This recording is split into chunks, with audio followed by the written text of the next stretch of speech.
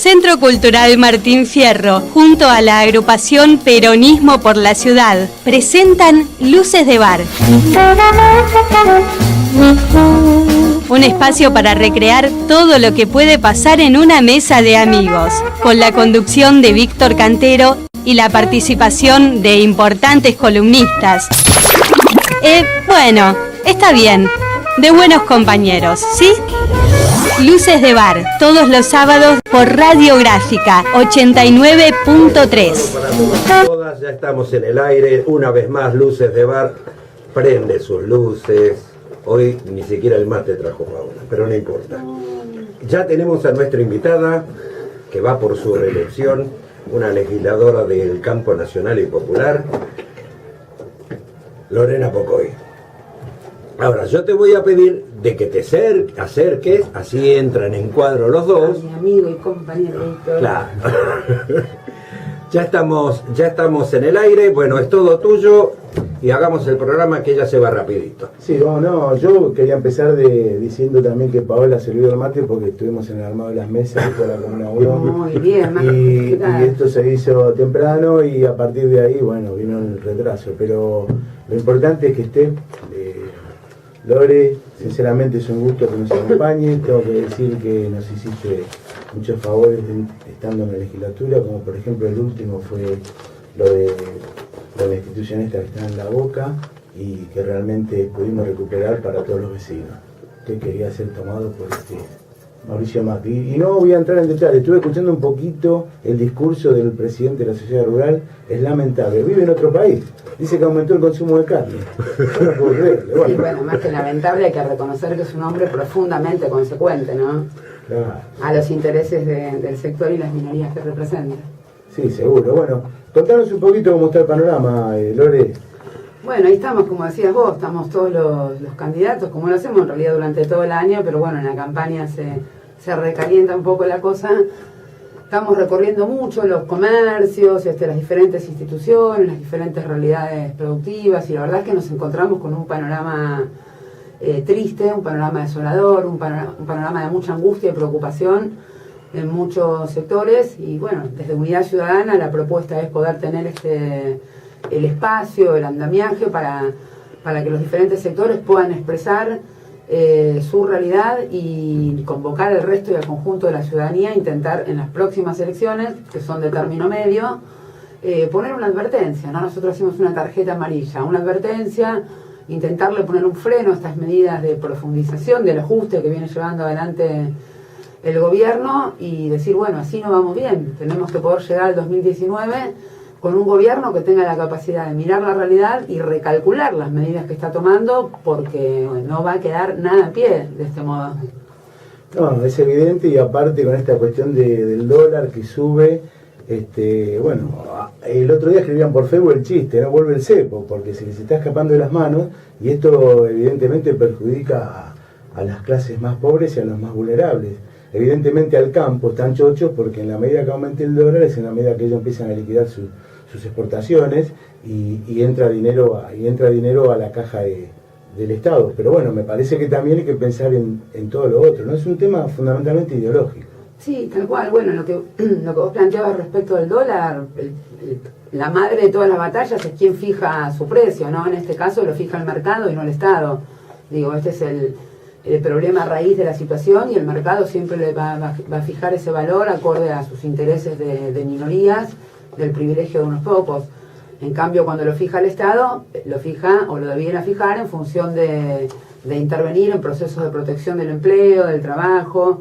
Entonces tenemos dos grandes problemas. Uno es que el dólar lo fija el mercado, y el segundo problema es que no hay un modelo productivo o medidas de contención o de protección que puedan de alguna manera equilibrar o amortiguar esta situación. Y como decías vos, hay un gran sector favorecido, que es el sector agroexportador primario, por llamarlo de algún modo, y esto genera grandes consecuencias en los sectores minoristas, pymes, del comercio interno, porque estamos en un momento donde la pérdida de empleo, para aquellos que tienen la suerte de conservarlo, la pérdida de poder adquisitivo frente a la inflación, frente al valor dólar, es notoria, Y esto genera que se compra menos, por lo tanto se vende menos, por lo tanto al producirse menos los comerciantes y el mismo empresariado nacional tienen que achicarse, tienen que reducir personal.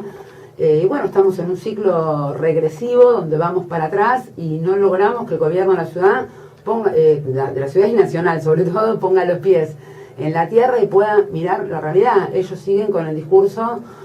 Primero fue el segundo semestre, luego los brotes verdes, ahora que después de octubre se vienen grandes medidas y siguen con ese verso, ¿no? Todo va a suceder después y mientras tanto grandes cortinas de humo para tapar la realidad, ¿no? Caso debido, caso corrupción, como si el problema fuese de los dirigentes y no de la gente.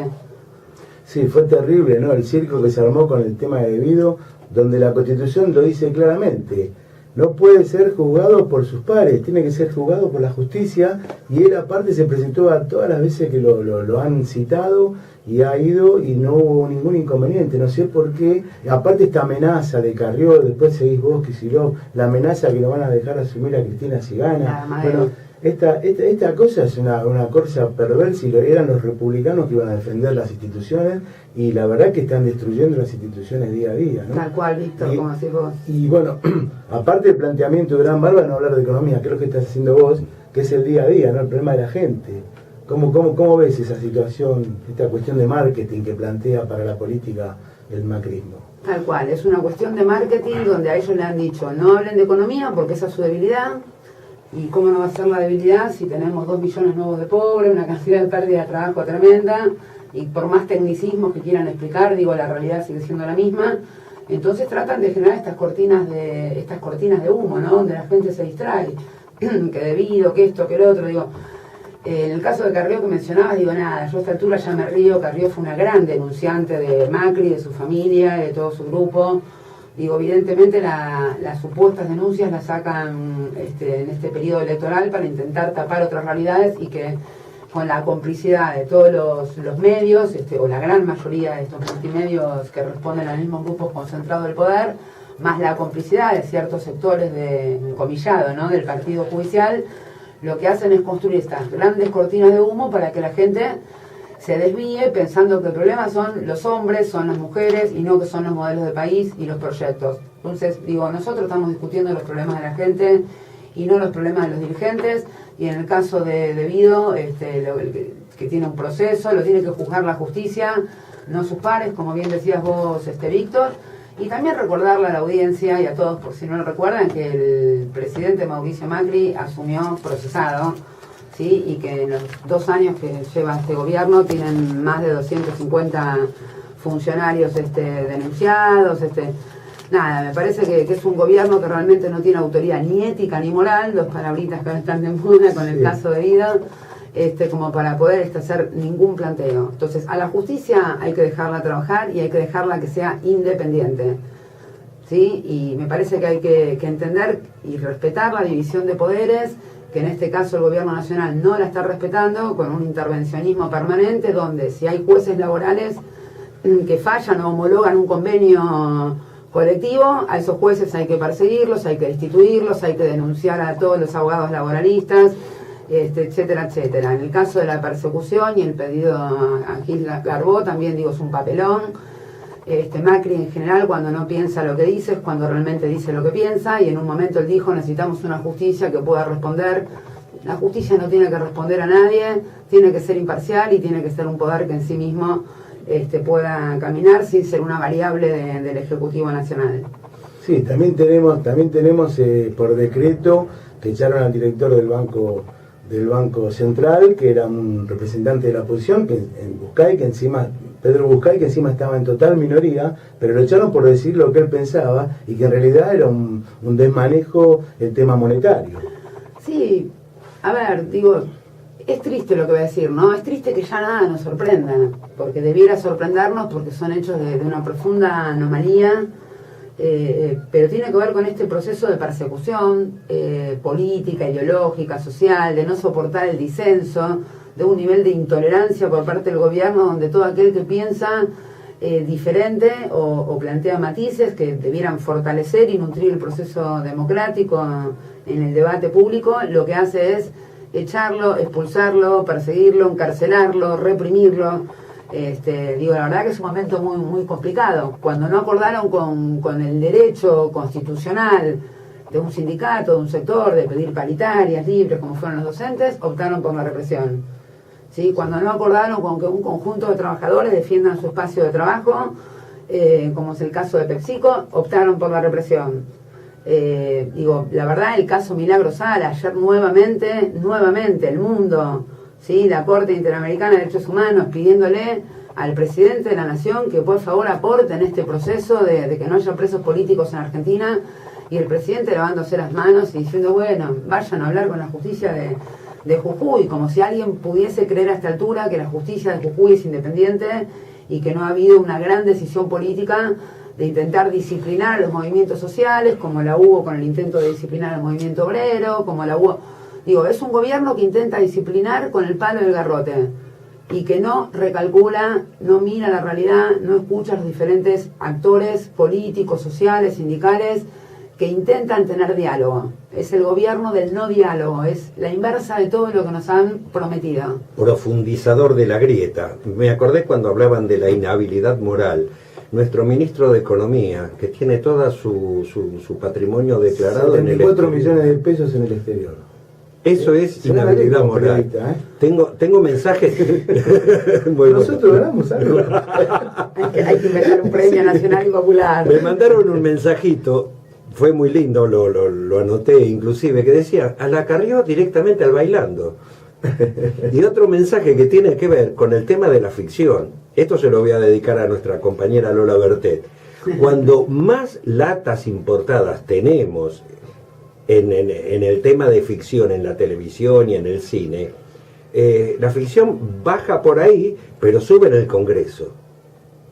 Mirá lo que es la idea de la gente que nos escucha. Está muy bien la paradoja, ¿no? Sí. Y de paso recordar que entre las industrias nacionales más golpeadas y que se están destruyendo, la industria cultural es una que está atravesando un momento de muchísima gravedad y angustia, y un poco lo que decías. Claro.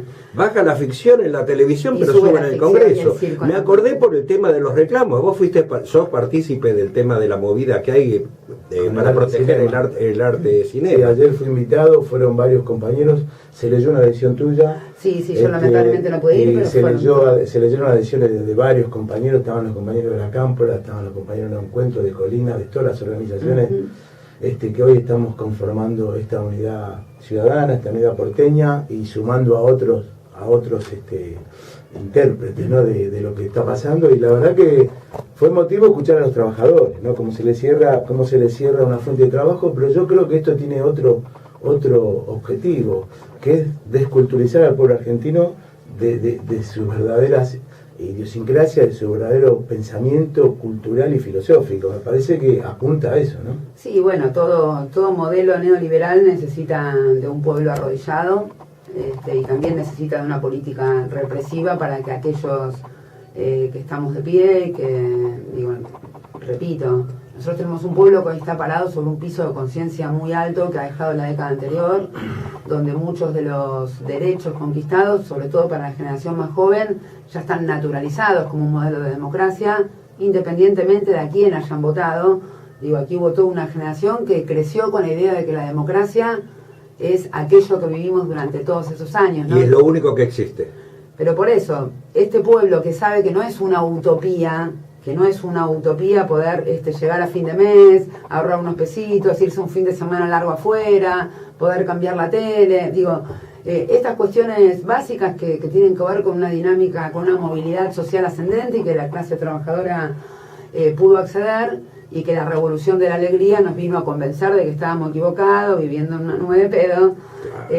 Me parece que eso marcó un nuevo piso de conciencia y de derechos, y repito, independientemente a quién haya votado cada uno de esos trabajadores o de esos hogares argentinos, no es tan sencillo desmovilizar y decirles, che, ahora andate a tu casa sin trabajo, ahora nene, quedate sin la computadora, ahora el jubilado, fíjate cómo haces para comprar los medicamentos, o si llegás a fin de mes, más una porción muy grande que va a quedar atrapada sin poder jubilarse, porque no completó por 2 años, 3 sus aportes jubilatorios y ya no tiene ese derecho.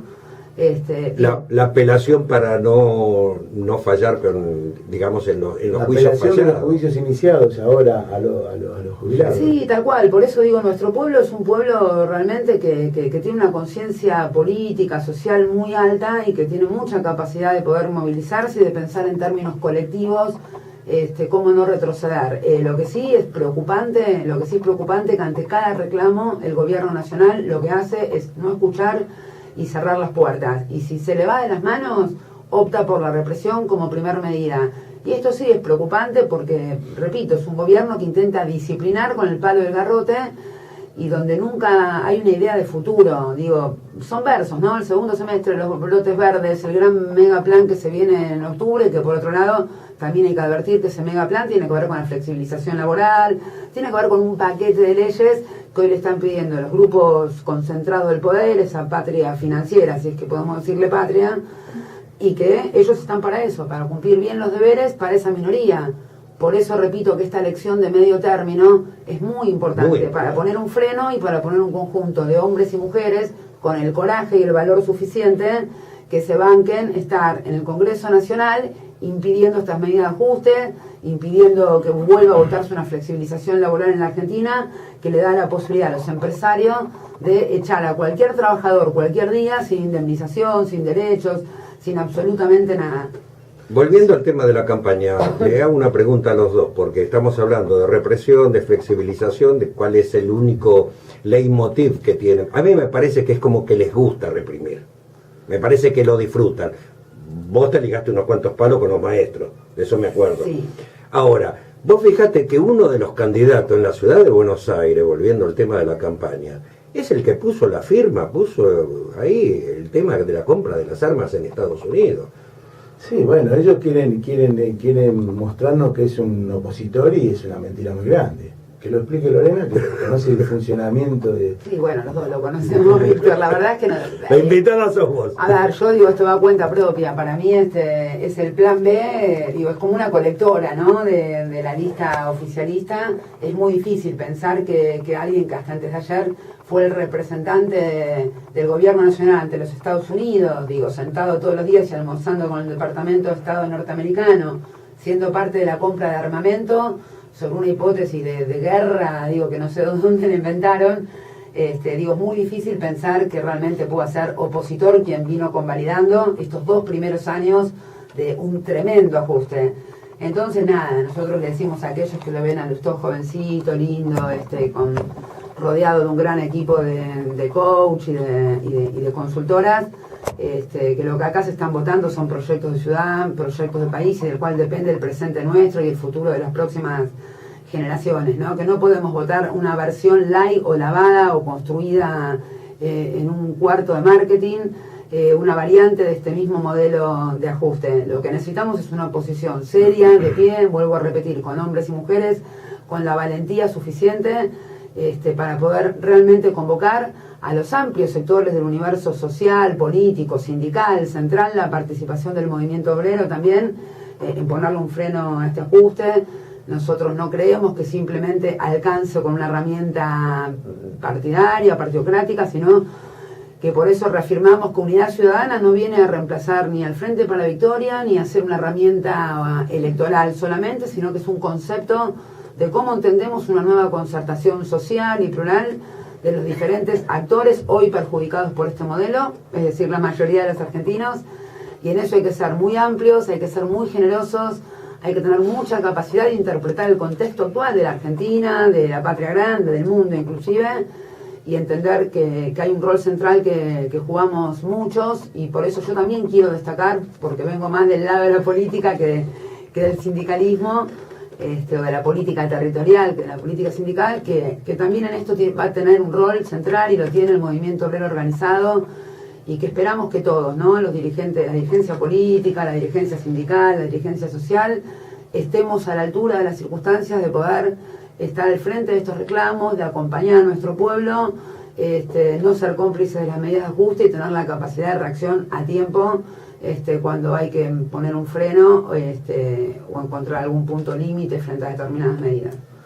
No, seguro. También hay que desenmascarar a algunos que se disfrazan, ¿no? Que tenés algunos opositores que plantean hoy sus políticas en contra de lo que plantea Macri y resulta que después terminan apoyando en el Congreso, apoyando todas las medidas y todas las leyes que plantea Macri en contra del pueblo. El caso Massa y caso también de algunos compañeros. Yo recuerdo que esta discusión se generó en la época de Néstor y de Duhalde, y desde la participación nuestra, la militancia, yo les decía, me acuerdo de algunos compañeros que defendían a Duhalde, que la historia no es tener un peronismo light, que arregle con Clarín, que arregle con los poderosos y que nos dé las paritarias como único hecho central. Yo creo que precisamente coincido con vos, que esto es profundizar un modelo de país que garantice a cada uno de los argentinos el bienestar.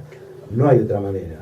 Totalmente de acuerdo, Víctor. Digo, hubo algunos que en los 90, desde el seno, desde adentro del movimiento, con nuestra propia liturgia, con la marcha, con el poncho de Güemes, con todas aquellas cosas que un peronista adora o tiene como ejemplo, nos han destruido desde adentro y han entregado el país y han construido un peronismo feudal, partidocrático, y le han quitado toda la sangre movimentista.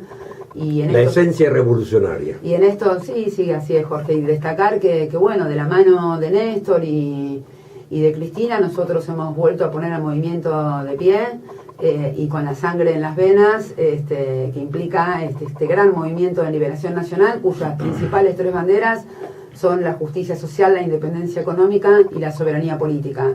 Y digo, todos nosotros, mi generación agradece haber tenido la enorme oportunidad y privilegio histórico de ver flamear esas 3 banderas desde la Casa Rosada, sobre todo para aquellos donde la idea de felicidad de un país quedaba en el pasado y no en el presente o en el futuro, ¿no? Como me contaban mis abuelos o como nos pasó a tantos, ¿no? Digo, era la década del 45-55 el paradigma de la felicidad y era muy difícil poder pensar cómo reactualizar esa doctrina y esas 3 banderas a un mundo que había cambiado y que era completamente diferente. Y sin lugar a dudas que hoy tenemos un gran movimiento nacional de pie, con todas las contradicciones que atraviesan este tiempo histórico, una gran líder de las características de Cristina Fernández de Kirchner. Sin discusión.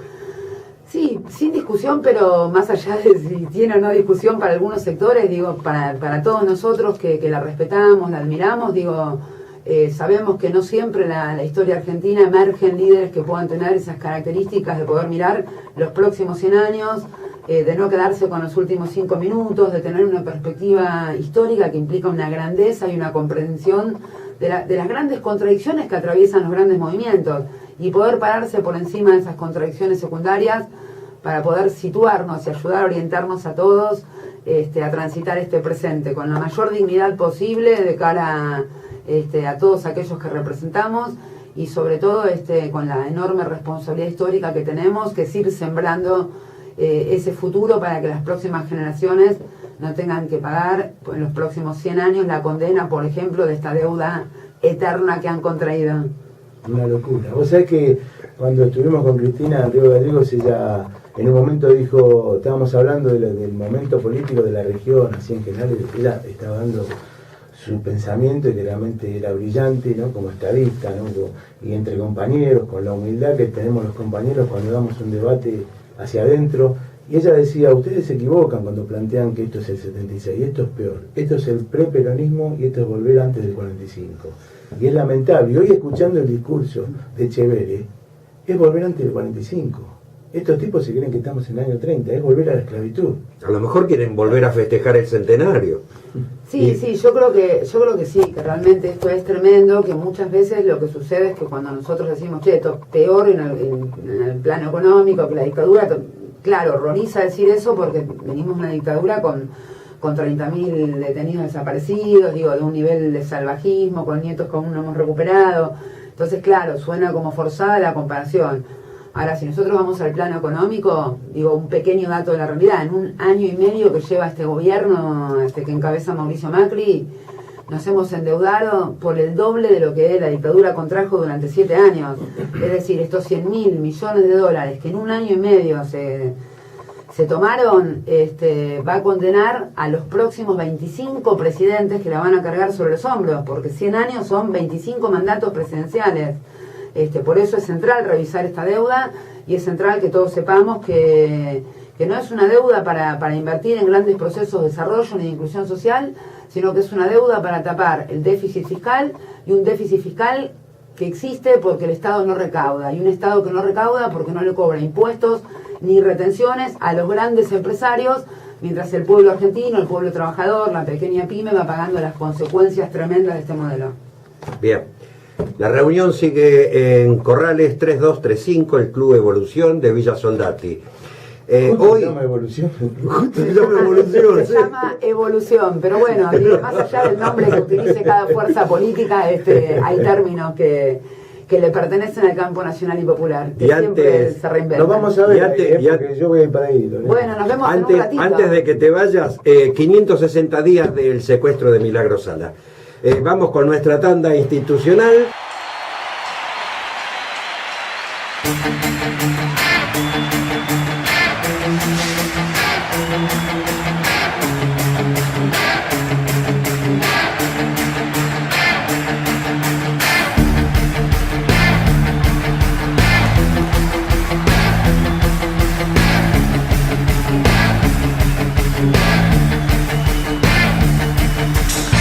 En este fin de verano, en plena noche,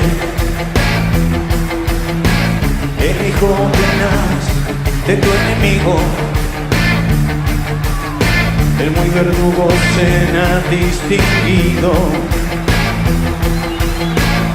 Una noche de cristal que se hace añicos. No lo soñé. Se me hizo y brindó a tu suerte. No lo soñé. Se ofreció mejor que nunca. No mires por favor y no prendas la luz. La imagen que me figuró.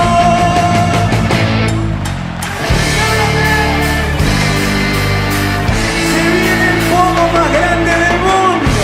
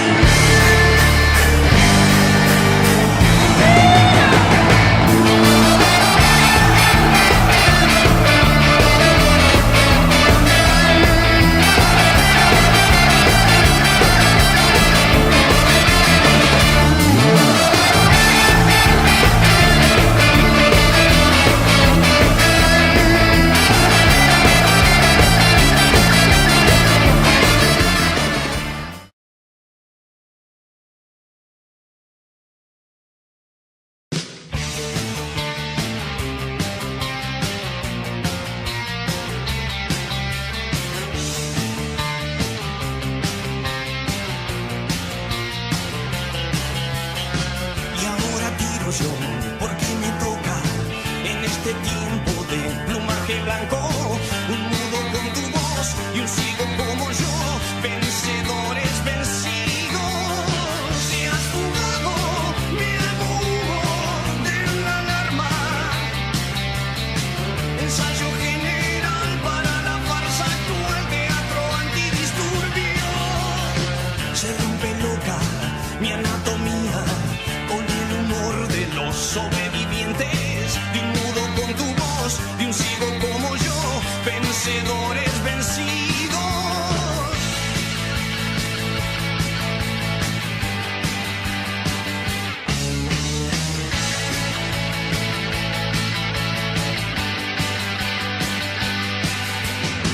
Leyendo diarios en un baño turco, empañando Ray-Bans, mascando un hueso.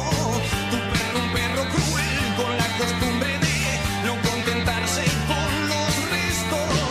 Ovejero que descansa en manto negro. Ensayo general para la farsa actual, teatro antidisturbio.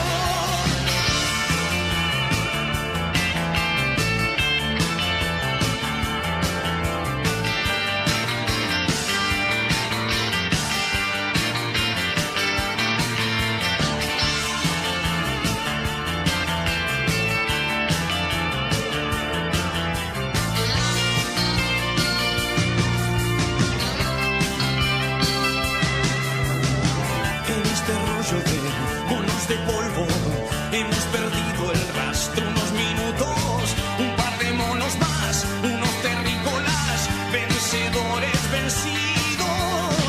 Buena suerte y más que suerte, sin alarma.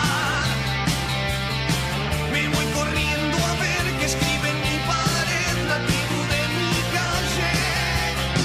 Y ahora tiro yo porque me toca en este tiempo de plumaje blanco, de un mudo con tu voz, de un ciego como yo, vencedores vencidos. Buena suerte y más que suerte, sin alarma. Me voy corriendo a ver qué escribe en mi pared la tribu de tu calle.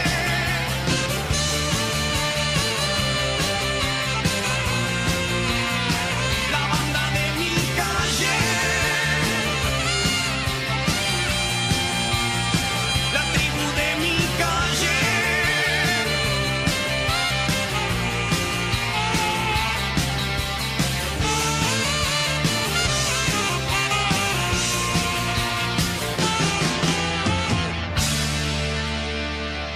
Con la y con la posibilidad de que cada uno de los argentinos pierda su trabajo. Creo que eso, ese enunciado que está ahí volando, es lo que hace de que muchos a lo mejor no reaccionen. Pero también acá hay que ver un poquito por qué se llegó hasta este momento. A mí me parece que el movimiento obrero tenía que haber reaccionado en su momento, tenía que haber tomado medidas del asunto, tenía que haber salido a dar la pelea y no esperar que ahora, que dicen que nos van a disciplinar, que dicen que va a haber una flexibilización laboral similar a la de Brasil, y que va a dejar un montón de compañeros sin derechos y a otros sin trabajo. Creo que esta es la pelea que tiene que dar el movimiento obrero, para eso fueron elegidos, y creo que también puedo entender de que a lo mejor ellos entendieron que no era el momento. Pero bueno, si es este el momento, quiero que se profundice, creo que debe profundizarse. Una muestra clara fue el otro día en Ferro, claramente donde representantes, delegados de gremios, abucheaban a la conducción de este triunvirato, que realmente está siendo muy lento para tomar las medidas que hay que tomar en beneficio de los compañeros. Creo que el movimiento obrero, como decía Perón, debe ser un sindicalismo de Estado, cuando son beneficiados los trabajadores. En este momento histórico, que no son beneficiados los trabajadores, no puede ser un sindicalismo de Estado. Tiene que ser un sindicalismo combativo, tiene que ser un sindicalismo que no permita que nos sigan quitando nuestros derechos. Y creo, y estoy totalmente convencido, que hay que dar esa batalla, que hay que acompañar a cada trabajador que se lo suspende, a cada trabajador que se lo despide. Y creo que este es el momento, si ellos decidieron que este es el momento, que definitivamente sea este, y que se haga, y que se cumplan con todas estas cuestiones. Creo que la próxima movilización del 22, que es una fecha emblemática, histórica para la Argentina, porque fue la matanza de Trelew, sobre todo para los trabajadores. Y también fue el renunciamiento de Evita en esa 9 de julio, que juntó más de 4 millones de personas para escuchar su renunciamiento y para decirle que no a la petición de ser la vicepresidenta de la Nación en la elección del año 52. Creo que tenemos que respetar estas banderas, esta historia, y este movimiento obrero tiene que estar a la altura de las circunstancias. Aparte de la corriente federal, hay muchos secretarios generales, muchos dirigentes de diferentes sindicatos que ya están, como quien dice, haciendo levantar su voz, ¿no? Y por supuesto, tenemos un caso, después cuando quiera lo escuchamos. A mí no me cabe ninguna duda que nuestro compañero el Vasco Lizarraga está a la altura de los acontecimientos. No me cabe ninguna duda. También hay que entender que nuestro gremio es un gremio pequeño, es un gremio chico, y seguramente no va a estar en la decisión final, pero sí seguramente va a aportar ese granito de arena para profundizar la lucha de cada uno de los trabajadores. Yo estoy totalmente convencido de eso. Sé lo que es el Vasco Lizarraga como persona, como dirigente y como compañero. Así que a mí no me cabe ninguna duda que él el otro día en su discurso ha pedido profundizar esta medida y ha pedido la defensa de cada uno de los trabajadores. Y bueno, en realidad esto viene a colación de que escuchaba a Echeverri diciendo que hay más consumo de carne, pero a su vez decía que iba a haber 1 millón de cabezas más por año en los campos. Eso es una contradicción. Y eso es una contradicción muy grande. Quiere decir que no hay tanto consumo de carne. Claro. Lo están haciendo para exportar, donde pueden liquidar $1 que va a llegar a los 20 pesos, 22 pesos, como dijo Esper, para fin de año, y donde ellos van a estar beneficiados. Me parece que se avecina una lucha entre lo que es la patria financiera y la patria agroexportadora. Creo que por ahí la patria financiera necesita de otra situación para poder seguir generando ganancias como lo ha hecho hasta ahora, y ahí se va a generar por ahí una contradicción si es la patria financiera o la patria agroexportadora. Creo que son los grandes poderes. Lo único que no existe es la clase, la patria trabajadora. Creo que es la que definitivamente está haciendo, no me sale el término, pero está haciendo Que una especie de fuerza y contrafuerza. No. Está siendo vilipendiada, está siendo... la patria trabajadora. Y sí, no, está siendo denigrada en todo su sentido. Desde el momento de que, vos fíjate, inventaron esto de la mafia de los estudios jurídicos laborales. Inventan eso para denigrar precisamente a todas las estructuras. Cuando el tema de los abogados que representan el tema del trabajo, Recalde lo dijo tan tajantemente, pero en 10 años hubo un 50% de beneficios para los trabajadores en juicio y otro 50% que fue denegado. Entonces, ¿de qué mafia están hablando? Ahora, cualquier trabajador, como le pasó al juez de la bancaria, ¿te acordás cuando falló a favor de la bancaria? Hizo homologar el convenio. Bueno, después en La Plata pasó otra vez algo similar. Indudablemente se vienen a llevar todo puesto, les importa 3 rábanos, no solamente la gente, sino el aparato productivo. Ellos viven de la especulación financiera y de esa bicicleta. Les importa 3 rábanos el aparato productivo. En nuestra década ganada a ultranzas y con mucho costo del pueblo que apoyó las primeras medidas de Néstor, yo recuerdo que en la época del 2008, cuando fue el conflicto con la patria ganadera, agrícola ganadera, una de las cosas que querían decir era que íbamos a importar leche, íbamos a importar manteca, íbamos a importar carne del Uruguay, y que en la Argentina se estaban comiendo los vientres, que no había producción, es decir, había consumo. Sí. El pueblo consumía, el asado de todos los fines de semana existía. Por supuesto. También puede ser que haya habido especulación, porque como sabemos todos aconsejan que el animal hay que dejarlo engordar unos 450 kilos y no vender tanta ternera de 200 kilos. Creo que también eso tiene que ver. Lamentablemente hoy no puedes comprar ni de 250 ni de 400 kilos. La clase baja no puede acceder a la carne, donde ha bajado el consumo de carne, de leche y de todos esos productos que son sumamente necesarios para el crecimiento y el desarrollo de los chicos, pero no el crecimiento y el desarrollo solamente físico, digamos, para su desarrollo y crecimiento intelectual. Totalmente. Porque después, si no, tenemos pibes que no tienen capacidad y no están en condiciones de afrontar por ahí trabajos que requieren de una mayor especialización, porque como se viene la tecnología y no para, y esta tecnología que avanza y no para, va en contra de los trabajadores. Por supuesto, por eso destruimos Conectar Igualdad. Por eso la tecnología y todos los avances que tenga que tener con la parte de computación y todos estos sistemas nuevos que vienen, tienen que servir para mejorar la calidad de vida de los trabajadores. No tiene que ser para echar trabajadores y para que se queden sin empleados las grandes empresas, que es lo que quieren hacer, y a su vez sumar más ganancias. Esto me hace acordar a la época del pórtico. Y volviendo al tema del puerto, mirá qué gran contradicción. Con esta lluvia de importaciones, el puerto debe tener una agilidad y una dinámica en estos momentos bastante interesante. Eso significa que los trabajadores afiliados al Seamara deben estar, como quien dice, tranquilos, ganando lo que les corresponde en función de su tarea, no se quedan sin trabajo.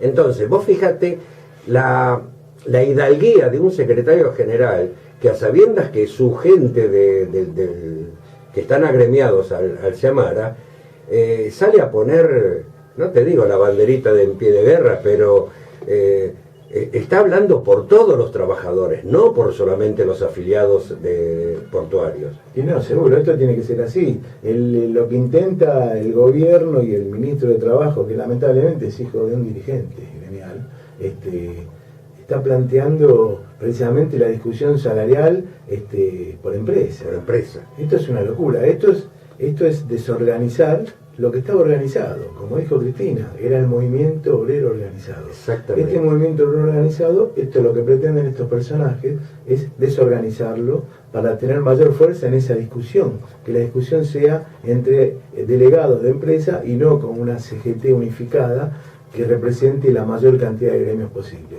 Creo que debemos tomar la bandera, debemos recordar cuando existió un Bandor que tenía pensamientos espurios, y hablaba del neoperonismo y del peronismo sin Perón, existió un Ongalo. Exactamente. Existió un Atilio López, existió un Santillán, existió Agustín Tosco, que no era peronista. Y después vino la otra etapa, donde precisamente otro nefasto personaje como Triaca, pero existió un Ubaldini. Claro. Como que y hoy los equilibrios de la balanza. Claro, y hoy tenemos nuevamente, en funciones con una total conducta combativa a un compañero que no es peronista. Por lo menos dice que no es. Yo creo que sí. Claro. Qué palazo. Y donde él le ha salido a cuestionar y a criticar, porque él sabe lo que han ganado los de la patria financiera. Entonces, ¿por qué no hay que compartirla con los trabajadores para que vivan mejor? La famosa distribución de la riqueza. Claro, y yo creo que esa línea federal es algo que se posiciona ahí fuerte y cada vez más fuerte, y ahí los muchachos van a tener que comprender. Este triunvirato va a tener que comprender, a pesar de que hay muchos compañeros que están ahí porque quieren que la CGT esté unificada, porque comprenden que es la única manera y la mejor manera de combatir nuestros derechos, y están ahí por eso. Pero si no entienden... El 22 de agosto le puedes hacer historias. Si no entienden, es con los dirigentes a la cabeza o con la cabeza de los dirigentes. Lo dijo el hombre que nos fundó, el hombre que creó esta filosofía de vida, esta ideología política, y que tanto ha hecho por cada uno de nosotros. Y que después, cuando parecía que se fumaba y parecía que esos que pensaban que el peronismo, muerto el perro, se acabó la rabia, eso no fue así. Eso no fue así. Tuvimos un hombre como Néstor que en el año 2003 surge y toma de las raíces más profundas el pensamiento peronista. Y hoy, en honor y en nombre de Perón, de Evita, de Néstor y Cristina, que está llevando adelante con generosidad esta unidad ciudadana que intenta que se sumen otros espacios políticos que verdaderamente están siendo perjudicados brutalmente por este gobierno, es el camino, sin ninguna duda. Y yo creo que tenemos que avanzar en esas coincidencias, como lo venimos diciendo desde que empezamos el programa hace más de 1 año y medio, y venimos planteando que, estando de acuerdo en las coincidencias, tenemos mucho tiempo para discutir las diferencias. Seguramente tenemos mucho tiempo. Y nosotros se acerca el momento donde tenemos la herramienta y el arma que ellos quieren silenciar. Durán Barba, cuando dice no hablemos de economía, y nosotros planteamos no de la economía, de la macroeconomía, nosotros estamos planteando de la economía diaria. Y por eso es muy inteligente cuando uno plantea qué es más importante, mirar la televisión o tener la heladera llena. ¡Apa! Entonces, yo creo que ahí cada uno de los argentinos debe empezar a comprender y a vivir esta realidad. Y creo que este es el final que nosotros tenemos que encontrar con una elección, y tenemos que votar con memoria, tenemos que votar con inteligencia, y tenemos que votar fundamentalmente en defensa propia. ¿Defensa propia qué significa? Darnos cuenta de nuestra condición de clase, darnos cuenta que somos trabajadores, darnos cuenta que tenemos que defender a los que no tienen trabajo, darnos cuenta que tenemos que defender a los jubilados que han trabajado, por eso se han jubilado, y darnos cuenta que también hay que pensar en la juventud. Porque si se agranda, se estira la edad jubilatoria, todos esos pibes que están esperando para entrar al mercado laboral se van a demorar aún más y van a seguir estando desocupados. Y estos pibes que no nacen chorros, muchos de ellos terminan yendo a delinquir. Y la única manera de poder contener a estos pibes y a estas clases sociales es con trabajo. Lo único que dignifica es el trabajo. Y no hay otra posibilidad. Y hay que pensar en esto. Creo que este gobierno debe comprender que es la única manera de llevar adelante un país. Perón decía, la democracia es aquella donde se crea trabajo. Y lamentablemente este gobierno lo que está haciendo es despidiendo, echando, desocupación y valorando lo que plantean hoy, como hoy en la Sociedad Rural Argentina, Echeverri, donde en realidad fue un discurso que me pareció que le estaba dando órdenes a Macri. Bueno, Macri recibió órdenes de la sociedad rural y del poder económico concentrado en los grandes capitales, que no son de la industria, no son capitales especulativos. Vos fíjate lo que hizo Techín, 1.500 millones puesto en ¿dónde? En Estados Unidos. Y acá ya hemos perdido la cuenta, hay más en 20 meses de gobierno, 250.000 personas que se quedaron sin poder llevar el sustento a sus casas.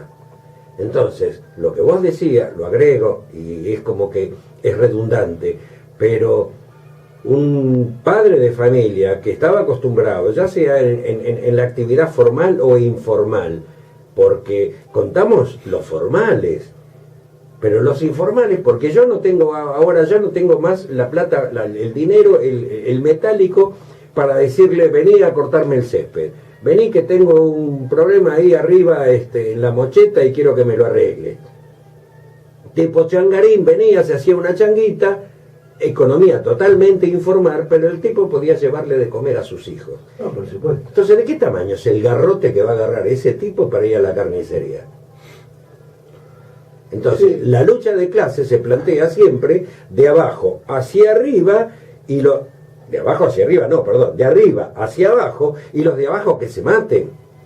No, seguro, ellos lo que entienden como el trabajo, que es el factor dinamizante de cualquier economía, que es un costo. Claro. En realidad el trabajo es una inversión. Claro. Cuando uno le da trabajo a una persona, está invirtiendo en un compatriota, o por más que no sea compatriota, un compañero de la patria grande, a trabajar y a poder vivir dignamente. Estas son las cuestiones. Y acceder a bienes y servicios como todos. Pero por supuesto, estas son las cuestiones que estos personajes no entienden, pues yo creo que sí, que lo entienden perfectamente. Yo creo que lo entienden perfectamente. Pero lo que quiere hacer precisamente bajar el costo laboral. Yo comentaba el otro día la anécdota de México, que tuve la posibilidad de ir, y el sueño americano de cada uno de los mexicanos, ¿no? Donde el sueldo promedio son $250 a $300. Claro, acá con Cristina estuvimos en casi $1.000. Y con un 50-50 de la torta repartida. Entonces, creo que esto es lo que genera. Ellos quieren plantean parecernos a México.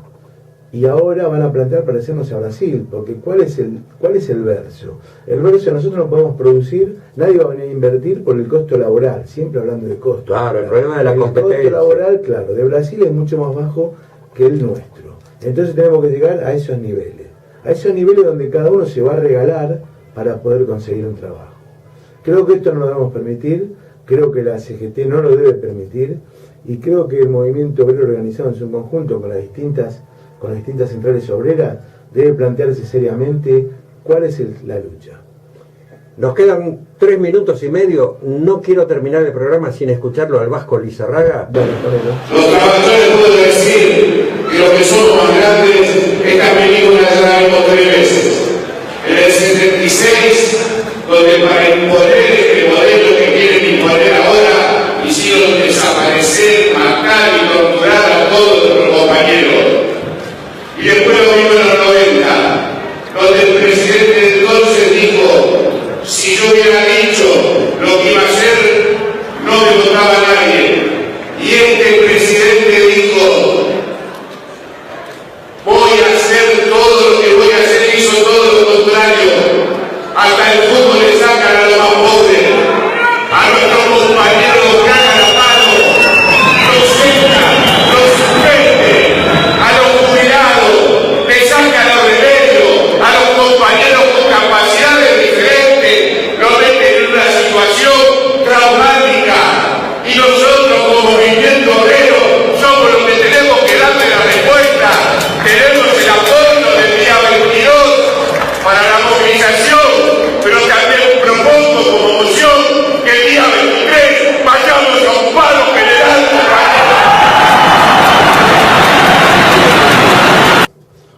conoce de otra forma. Es un compañero que conformó la histórica agrupación Marrón, cuando vuelve la democracia, que también quiero hacer un poquito de historia. Nuestro gremio no había sido intervenido porque Carmelo Manfredes, que en paz descanse, había acordado con Macera. Y bueno, después dimos una lucha y que al final terminó con esto, con el Vasco, que es uno de los nuestros, al frente del gremio, a quien le mando un abrazo, un fuerte abrazo peronista, un fuerte abrazo portuario. Por supuesto. Quiero hacer memoria de algo chiquitito, ¿no? Acá, que seguramente la semana que viene lo podré hablar con más tranquilidad. ¿Te acordás del tema de las cloacas en Morón? ¿Quién levantó la mano para aprobar y después para no destituir al intendente de turno en el afer? La denunciante serial. La denunciante serial, sí, está testimoniado. Sí, Margarita Stolbizer levantando la mano a favor de Macri y a favor del cristalino Rousselot. Fraude con Rousselot y las cloacas. Y otra cosa. Dale. A ver, seguro que lo tenés. 29. Hoy es 29. Hoy es 29. Se cumple el aniversario más de la noche de los Bastones Largos. Exactamente. Cuando entraron a las universidades a garrotear a nuestros estudiantes. A nuestros futuros científicos que después el peronismo los repatrió. Quisieron el ARSAT, quisieron tantas cosas. ¿Qué más tenemos? Tenemos una serie de repudios de lo que ha pasado en Animales Sueltos, pero lo vamos a dejar. Son 59 en honor a Evita. En honor a Evita, nos vamos con Evita Capitana y les decimos hasta el sábado que viene. Rita, te agradezco infinitamente tu labor. Gracias Paola, gracias Víctor. Estamos en el aire.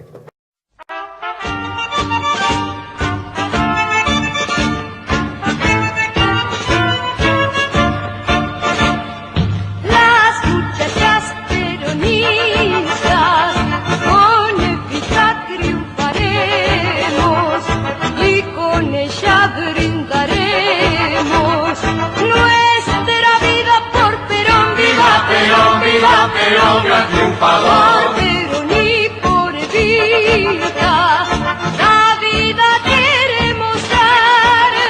Por Evita capitana y por Perón general Eva Perón. Tu corazón nos acompaña sin cesar.